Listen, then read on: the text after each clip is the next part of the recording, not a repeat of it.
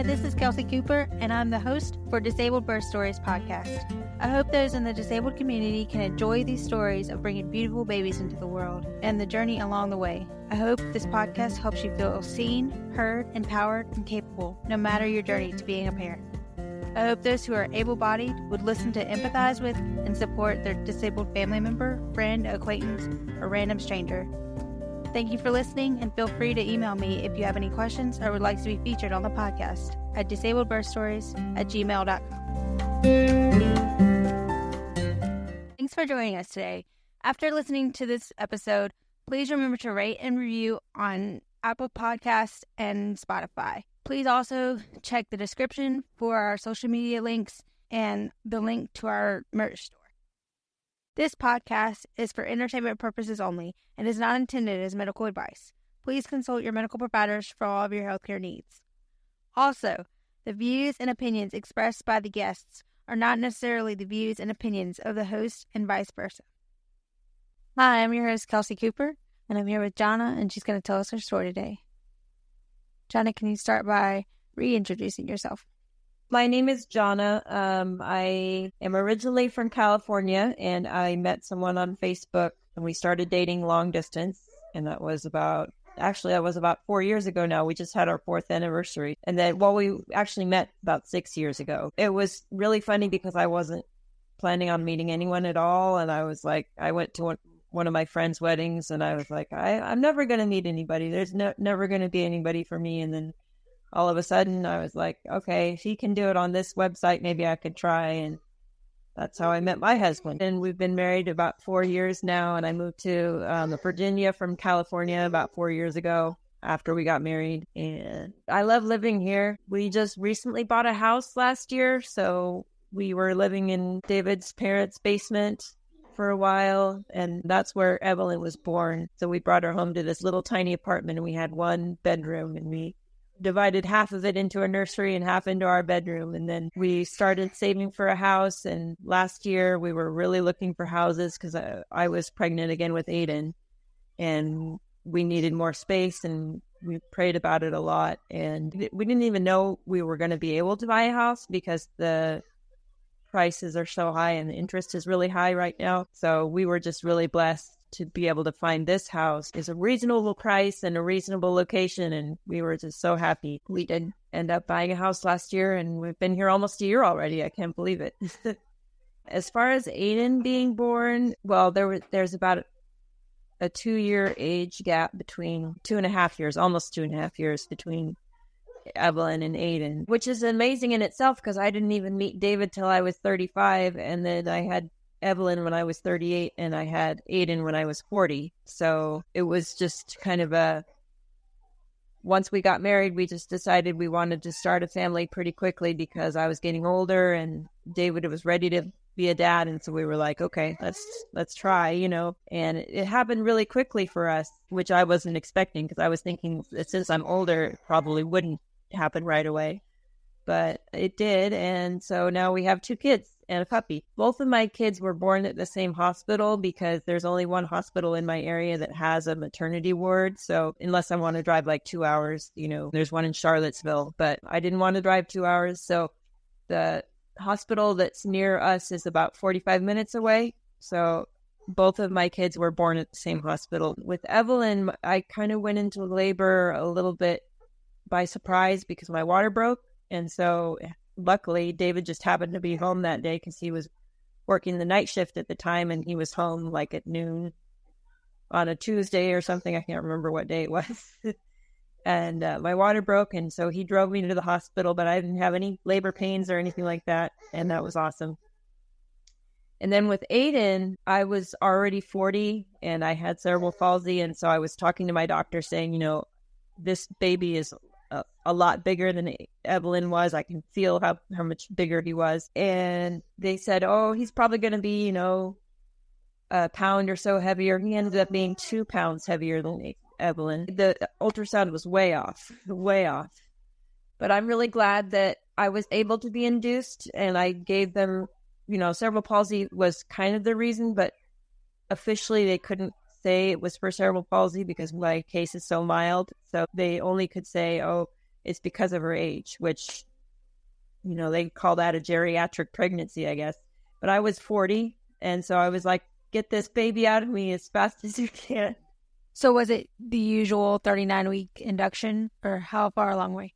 They recommended that I be induced at 39 weeks, but the way it turned out, he was born on his due date, exactly at 40 weeks. Yeah, I was definitely induced. The weekend before I went in for induction, they did a membrane sweep, and that helped a little bit, but I was still kind of uncomfortable. And I went to the doctor on Monday, and I said, is there any way, because the membrane sweep worked with Evelyn, but it didn't work with Aiden. And so I went to my doctor, and I was like, is there any way I can be induced for my age? And he was like, yeah. So he called the hospital, and luckily they had an opening, because it was kind of weird because it was January, and, hospitals are notoriously busy that time of year. And so I was worried that we weren't going to get a spot. It'd be like no room at the end, for for giving birth. And so I was waiting, through December, through Christmas. I didn't really want him to be a Christmas baby because I didn't want him to have to deal with Christmas and his birthday. But for some reason, it just happened that they had an opening on his due date. And so I went in that morning. They put me on Pitocin, and I think it was like, we went in at about 8 o'clock in the morning, and he was born by 6:45. So it was very quick. Wow. Yeah. Compared to Evelyn, I was in labor with Evelyn for 17 hours, even on Pitocin. And then with Aiden, by the time they actually got the Pitocin going, it was only like 7 hours between when they got the Pitocin going and when he actually came out. So it was very quick. Did they start the Pitocin immediately, or did they monitor you first? I think they started it immediately. I was already 3 centimeters dilated, so they knew I was kind of ready. But I had already told them with Evelyn that it didn't really happen naturally, just because I think it was because of the cerebral palsy, because my muscles don't really respond to things very well, and so for natural means. So with Evelyn, I had to take a drug called Nubane. They put me on Nubane to help relax my muscles so that I could dilate. And I think I went from a 3 to a 10 in 10 minutes or something. It was crazy with Evelyn. And with Aiden, I didn't need that, but they put the Pitocin on, and it just gradually started going and going and going. And then all of a sudden I felt this really sharp pain, and I called for the epidural right away because I knew how big he was, and I didn't want to go through that pain. And so I was like, okay, I'm getting the epidural. And she had a little trouble putting it in this time with Aiden, so she had to stick me 2 or 3 times to get the epidural in the right spot. But then it kicked in, and so I was able to dilate really well. Like I said, it was only 7 hours between the time that they started the Pitocin and the time that he came out. But I remember with Aiden, there was so much pressure. There was a lot of pressure. With Evelyn, it wasn't like that because she was smaller, but with him, it was like, wow, there's a huge baby in there. And he came out, and he was 9 pounds, 7 ounces. I couldn't believe how big he was. So he was a full 2 pounds heavier than Evelyn was. A little over 2 pounds heavier, actually. But I didn't have gestational diabetes or anything like that. I was kind of borderline with him.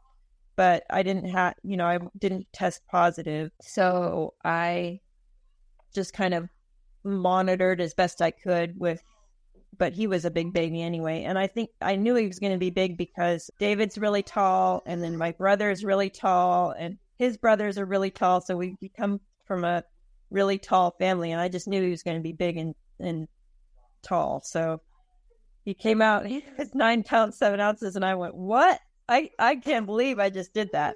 For the epidural, do you have scoliosis, or was there a reason that he had to do it a couple of times, Yeah, so I have pretty severe scoliosis, actually, which the anesthesiologist said it wouldn't affect it, which is really cool. But anyway, so the curve that I have is kind of a lateral curve. It kind of curves to the right. So she had to find the right spot for a couple of times. With Evelyn, I think it was just one entry point, but for some reason with Aiden, I wasn't sitting correctly or something, and she couldn't really get to the right spot. So I had to kind of adjust myself, and then they put the epidural in and it was fine. But yeah, so after they got the epidural in, it was very quick. And with Evelyn, I pushed for like 5 hours because she was really high up. And with Aiden, I pushed for maybe 15 minutes. I mean, it was very, very quick. He was ready to come out. Like, there's no room in here, Mom. There's no room in here. Let me out. So after, what was the hospital stay like? What was the difference between Evelyn and Aiden? Was there anything big that you noticed? Yeah, I mean, with Evelyn, I had a really, really hard time breastfeeding with Evelyn. I mean, terrible time. I think it was because I hadn't done any research beforehand, and it was just like I was trying to wing it. And the way my anatomy is, my nipples aren't the best for breastfeeding, and I didn't know that at the time, so that was a learning experience. So I had to kind of use the nipple shield. I had to use the nipple shield with both of them, actually. But with Aiden, his latch was a lot better than Evelyn's. And then with Evelyn, I didn't really have time to do skin to skin right after she was born because I was in such a shock from pushing for 5 hours. So with her, she didn't really bond with me, but I was able to do a lot of skin to skin with Aiden, and he was able to bond better. And I don't know if that made his latch better or not, but he was a lot better at latching than Evelyn was. And then I breastfed him for maybe like 2.5 months, but then I had to go back on my arthritis medication because of the cerebral palsy. And when you're on that arthritis medication, you can't breastfeed. So I kind of had to make the decision. Was I going to take care of myself, or was I going to try to breastfeed? Which I was never a high producer anyway. And it was just kind of like I couldn't really keep up with him because, like I said, he's such a chunk that he was just eating all the time. And I thought, all right, I'm just going to go back on my medication and we're going to switch to formula. And it's been the best thing ever. So, because I get to take care of myself and he gets to be taken care of. And then with Evelyn, I think I had a little bit of like postpartum depression, and it was really hard to breastfeed. And the breastfeeding actually made me feel worse with Evelyn. So with Aiden, I was really kind of worried about that, but it wasn't bad with Aiden because I didn't have the same postpartum stuff going on. And so that was fine. So I was able to breastfeed longer with him, but I still had to switch to formula after a while because I just couldn't keep up with it. So anyway, that was hard. I'm sorry, I got off on a rabbit trail. But the hospital with Aiden was a little bit different because his blood type and my blood type weren't the same for some reason. And so they call that Coombs positive. So he was Coombs positive when he was born, which basically means that he couldn't filter out the bilirubin as efficiently as someone who had the same blood type. And so he had to go under the lights when he was born for like 2 days. So that was tough. But we were only there for 48 hours at the hospital, so it wasn't bad. With Evelyn, we were there for 3 days because she had the same problem with her bilirubin, except that she didn't ever go under the lights because I was trying really, really hard to breastfeed and it just wasn't happening. And then so she went on formula, and I can't remember why she never went under the lights, but we were there for 3 days, and then we got COVID on top of that after we left the hospital. So with Aiden, it just felt a lot easier because we'd already been through it once before, and it was a lot easier with Aiden. I don't know why. I think it's probably because he was second born. Yeah, other than having to go under the lights and everything, he was a good eater, passed all of his tests and everything. So. Except somebody at the hospital messed up his heel prick test or whatever they have there, where they put the blood on a slide and then they test for all sorts of things. And I got a call from our pediatrician like 2 weeks later and said they messed up the slide to the hospital. Can you bring him back in? Oh gosh, it was the most traumatic thing I've ever been through. And he was only like 2 weeks old. And we circumcised him when he was born, because we thought, I did a lot of research beforehand and we thought, oh, we better do that. And so I wasn't there when he was circumcised, but when we went to the pediatrician to do the heel prick test, I had never heard him scream like that before in my life. because she was trying to squeeze the blood to come out and get on the paper, and he was just screaming and screaming. Oh man, I don't ever want to go through that again. So anyway, but I think because he was older at that point,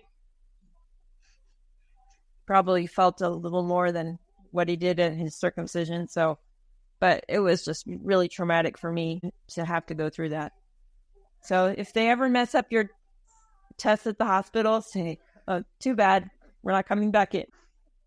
What was coming home and now having 2 kids like, and being a parent to 2? It was kind of hard at first. I mean, right before Aiden was born, we found a good church that's like right around the corner, which was awesome, from our new house. So we were able to make some friends, and it's a really great church, and they put us on the meal list. So when Aiden was born, we had like almost a month's worth of meals, which was awesome. And so that was fun. But with 2 kids, it was really hard at first because I had to learn how to, give everyone their turn, including me. And so by the time we added Luna, it was like, okay, I can do this. I can take care of one kid and then take care of the next kid and then take care of the dog and, keep going all day long. That's what I do, taking care of 3 little kiddos. But it's hard at first because you don't want to let them cry, and you don't want them to suffer. But at the same time, you have to take care of whatever the most urgent need is. And then you sort of adjust from there. So yeah, it was really hard at first. There were a couple days when Aiden was first born where I didn't eat all day long because I was just taking care of kids. And then I'd get emotional if I didn't eat. And then David would come home and I'd cry and I'd say, I haven't eaten all day. And he'd have to make me a peanut butter and jelly sandwich and put me to bed. So yeah, it is really hard at first, but you just kind of have to learn how to balance everything. And then once you get that balance, it's the most easy thing in the world because it's like natural, it's just, it's kind of like adding to what you already have with Evelyn. So we just added Aiden in and it was just like adding to the crate, and then we added the dog and now we have 3 and it's like, oh, okay, I can do this.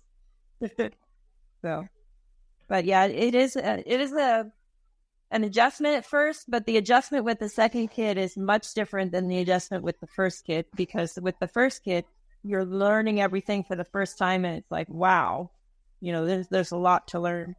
And then when you get to the second kid, it's like, okay, I've done this before, I can do it. And there's a couple of unknowns, a couple of things you have to adjust with, and some things that work with him don't work with Evelyn and vice versa. And so it's like, hey, what I did with Evelyn isn't going to work here, so I got to readjust, But it is much easier because you've done it before, if that makes sense. So, and then by the time you add the third one, it's like, okay, I can do it, So even if David and I decided we wanted a third kid someday, I would be like, okay, we can do it. But yeah, it's really hard at first because you don't want to let them cry, but you have to do what you're only one person and there's only so much you can do, and you have to take care of yourself too, so you have to figure into that situation if you get a turn as well, And the only bad thing, multiple kids, is you really don't have a lot of time to yourself. So that, that's an adjustment, but I wouldn't trade it. There were I think it was a couple months ago, Aiden was laying on the floor trying to roll over, and Evelyn went up on the floor and held his hand, and I actually got a picture of them holding hands, and I just thought, oh, the sibling relationship is definitely worth having more than one kid. It's definitely worth it. The thing is, that Evelyn really loves to help with Aiden, so that's helpful too, because it's like I don't have to do everything. I can ask her to go get a diaper, or I can ask her to, like, when I bring him his bottle, she wants to hold it, and so it's like she really likes to help with them. So that's good. It is an adjustment, but not as big of an adjustment as it is when you first have a kid. So, because the first kid is the one that changes your whole life. After that, like, okay, I can do this. I guess to wrap up, what would be something you would say to someone who just had their second kid as a disabled person, or just advice you would give? With the second kid, just learn to give everyone their turn. That was the biggest thing, is learning to take turns. And once you get that down, then it's really, really easy to manage it. But yeah, it's hard. Like, it's harder leaving the house with 2 kids than it is with 1 kid. So things like leaving the house, or taking them grocery shopping, I don't do that anymore. I don't go grocery shopping anymore. I stay home and watch the kids, and David does the grocery shopping, because it's just too much, to get all 4 of us in the car and then get all 4 of us out again. And David can go a lot quicker when he's by himself, so I just give him a list. If anyone wanted to connect with you, is there a way on Instagram, Facebook? I'm on Facebook. It's under Johnna Natzke, so it's JOHNNANATZKE. And you're welcome to request me on Facebook if you like. But yeah, we're just here in Virginia, living the good life. All 4 of us. Well, I'll let you get to it, but I thank you for coming back on and giving us Aiden's story. So you're welcome. Have a good day, Kelsey. You too. Thank you. Thank you for listening, and feel free to email me if you have any questions or would like to be featured on the podcast at disabledbirthstories@gmail.com.